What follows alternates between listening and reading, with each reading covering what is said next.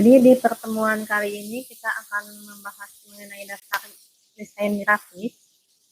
Sebelum sambil Ibu mau share screen dulu, di sini ada yang tahu nggak tentang desain gitu?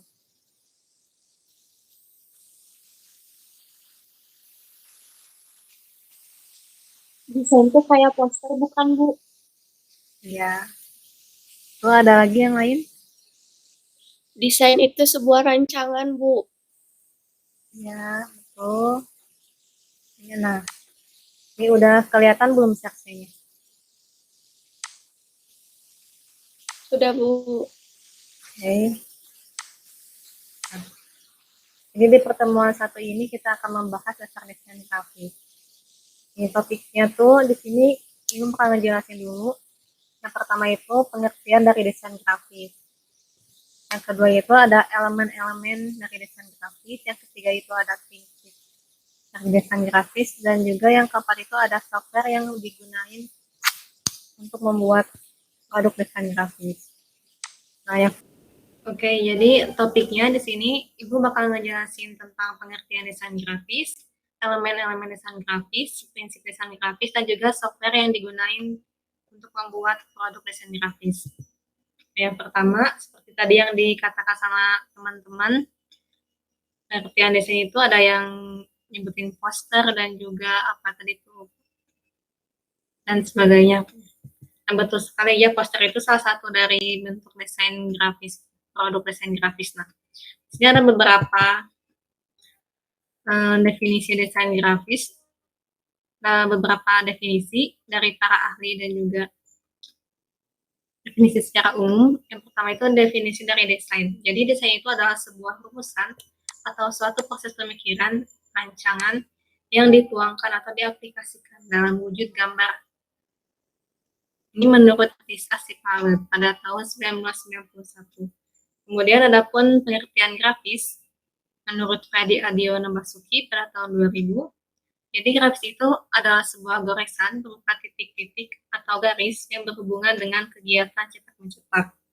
Nah, bisa diambil kesimpulan dari definisi para ahli ini bahwa desain grafis itu adalah sebuah media yang digunakan untuk menerjemahkan informasi, ide, gagasan secara visual dengan maksud dan tujuan tertentu. Nah, mengapa desain grafis itu penting? Nah, kira-kira di sini ada yang tahu nggak?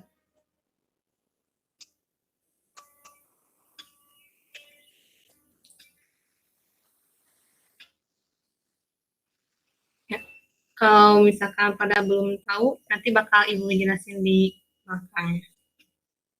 Kita lanjut dulu ke cakupan desain grafis. Contoh-contoh dari produk desain grafis itu yang sering kita temui nih. Contohnya tuh ada spanduk ya, spanduk ini yang kita temui nih, kayak di pinggir jalan gitu.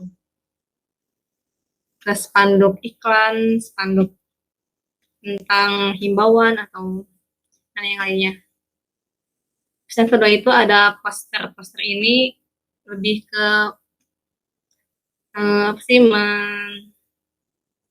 menyebarkan informasi ataupun mengiklankan sebuah event kayak itu biasanya.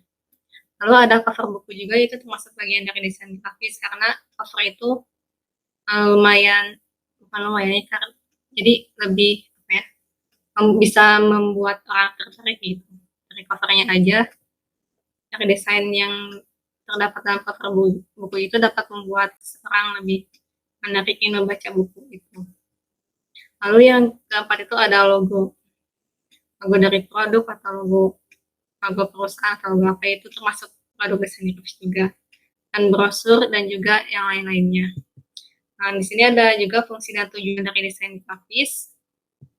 Yang pertama itu ada estetika dan artistik. Ini lebih menekankan kepada keindahan dan sensasi dari sebuah seni. Yang kedua itu ada fungsional. Nah, berhubungan sama yang tadi, yang mengapa desain grafis itu penting, salah satunya adalah dengan tujuan fungsional ini, ekonomis, komersial, dan informatif. Jadi, desain grafis itu penting salah satunya di dunia bisnis gitu. Biasanya seorang yang punya bisnis itu salah satunya mempromosikan produknya itu melalui sebuah desain. Dan juga kalau misalkan kalian pernah dengar ini ada yang emang sebelumnya itu lagi tren gitu ya, sebuah produk desain grafis itu dapat terjual di salah satu platform digital yang namanya NFT gitu, itu bisa menghasilkan uang juga buat kita. Salah satu fungsinya. Terus yang ketiga itu ada teknis, ini fungsi teknisnya, contohnya tuh dalam packaging sebuah desain. Dalam mendesain sebuah produk tentunya kita tuh harus memberikan sesuatu yang unik, yang menarik, yang dapat membuat produk itu mau dibeli oleh para pembeli. Dan yang keempat itu ada komunikasi. Jadi fungsi desain grafis ini juga sebagai media komunikasi yang diterapin, misalkan dalam sebuah poster, ada poster himbauan, itu mengkomunikasikan bahwa si gambar itu tuh menghimbau para penglihat atau para pembaca poster itu agar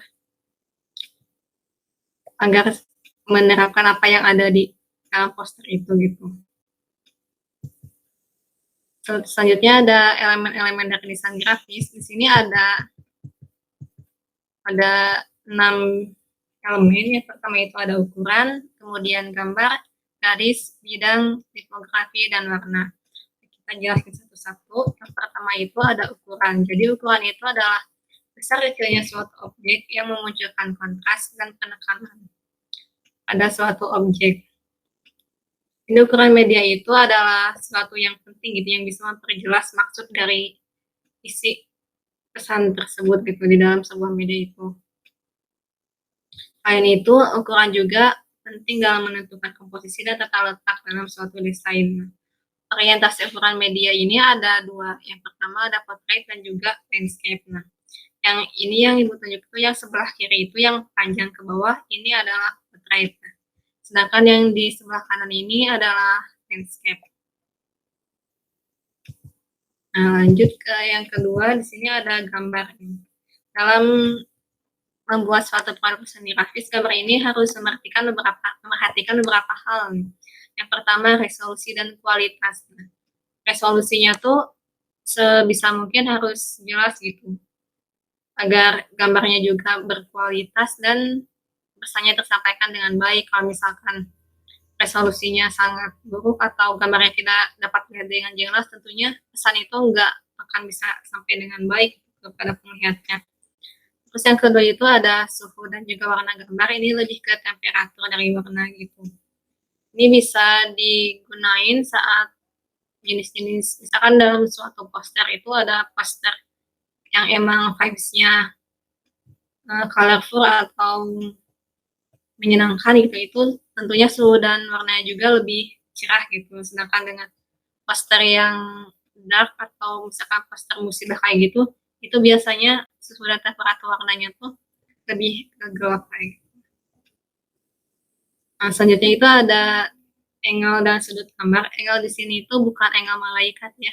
Jadi angle di sini itu lebih ke pengambilan sudut gambar gitu.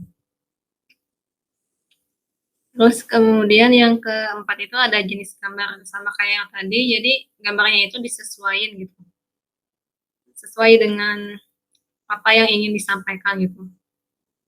Yang kelima itu copyright, jadi kita itu harus memperhatikan copyright gitu, jangan asal memakai produk orang lain, misalkan ngambil dari Google gitu, copy paste ke poster.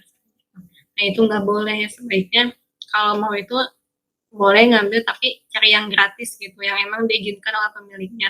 Contohnya tuh ada di web Excel. Ini bisa kalian gratis. Nah, bisa kalian coba cek aja kalau misalkan yang emang perlu gambar-gambar ini. Di sini ada beberapa stok gambar yang bisa kalian gunain dengan gratis. Nah, kemudian yang selanjutnya itu ada garis. Nah, jadi garis ini adalah gabungan dari unsur-unsur titik yang memiliki makna tersendiri. Di sini ada garis lurus, garis lengkung, dan garis lurus tapi tipis. Nah, di sini juga garis itu memiliki makna dan kegunaan. Yang pertama itu mengatur informasi, yang kedua penekanan kata, yang ketiga menghubungkan informasi, yang keempat sebagai outline foto, yang kelima mensugesti emosi, yang keenam membuat kotak, yang ketujuh membuat bagan atau grafik, juga membuat pola atau ritme, dan yang kedelapan membuat penekanan. Lalu selanjutnya di sini ada bidang. Jadi bidang itu adalah sebuah bentuk yang memiliki dimensi tinggi dan lebar. Bidang ini lebih ke dua dimensi ya, karena memiliki panjang dan lebar ya gitu. Nah, di sini bidang itu ada dua, ada geometris dan non geometris. Nah, di sini bisa dilihat ya contohnya objek geometris itu objek yang bisa memiliki objek yang memiliki kesan formal gitu dan teratur, sedangkan objek non geometris ini lebih bebas gitu, tidak teratur gitu, tidak formal. Nah, gitu. Lalu selanjutnya ada warna. Nah, warna ini di dalam desain grafis ini digunakan sebagai menyerap elemen penting dan utama. Jadi dalam beberapa produk desain grafis, salah satunya misalkan poster, jadi di situ suka ada warna yang menjadi warna utama gitu, yang dapat menyerap tema dari event kayak gitu. Terus yang kedua itu menimbulkan daya tarik, yang memang ini warna yang emang perpaduannya bagus itu bisa menimbulkan daya tarik sendiri gitu. Terus yang ketiga itu memprovokasi emosi dan mood, contohnya kayak tadi, kayak misalkan poster yang buat musibah atau poster yang vibes-nya poster konser itu berbeda ya. Terus yang keempat itu ada sinyal di mana pembaca untuk melihat lebih dahulu. Jadi warna yang dominan itu lebih ke lebih bisa disorot gitu si pembaca untuk melihat lebih dulu apa yang dia lihat. Selanjutnya itu ada tipografi. Nah, tipografi ini adalah seni dalam merancang, menyusun, dan memodifikasi huruf. Tipografi ini memiliki peran penting dalam memilih, menyusun, dan mengatur kata letak dan juga jenis huruf dengan tujuan sebagai pendukung atau karakter desain. Nah, klasifikasinya penggunaan huruf ini, yang pertama itu ada karakter tegas, tegak dan tebal. Yang kedua itu ada karakter dinamis, miring dan bebas spontan. Karakter lembut itu contohnya melengkung, dan karakter ringan, tipis dan simpel. Ini ada contohnya.